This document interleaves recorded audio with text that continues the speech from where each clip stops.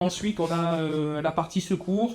Est-ce qu'on a une balise dans l'avion, les trousses de secours, les inspecteurs, les gilets? Bon, bah ça aujourd'hui, les gilets, c'est sans objet. Ni au-dessus de la mer, ni au-dessus d'un lac. Enfin, bon, le lac, on pourra aller au-dessus, en fait, hein, c'est une bêtise que je dis. Les détresses, c'est pareil, on n'en a pas. Les de secours, on n'en a pas. Par contre, on a les instincteurs, la balise de détresse et on a une trousse de secours à bord.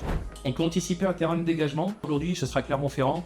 On va pas réinventer la poudre, mais en théorie, si on était vraiment rigoureux, on chercherait un terrain alternate à droite, à gauche, au nord, au sud. On avait des nuages, ça ne devrait pas nous concerner, mais il y a un changement de météo, les nuages descendent, on peut plus aller au nord, et on avait prévu notre alternate au nord, on est coincé. Ensuite, on a la panne radio à prendre en compte. Si on n'a pas de radio, alors nous on a 2 radios dans l'avion, ça ne devrait pas nous arriver. Donc, si ça devait nous arriver, qu'est-ce qu'on fait? Normalement, je l'ai vérifié, on a le terrain d'Ambert, et on peut accéder sans radio, parce qu'aujourd'hui, la plupart des terrains nécessite une radio, donc on va vérifier en live. Voilà, c'est ça, Ambert, on n'a pas besoin de radio. Petit soir, le breu. Histoire, non, c'est sûr que non, mais on peut regarder. Voilà, donc c'est le premier élément, hein, aérodrome réservé aux aéronefs, milliers d'euros.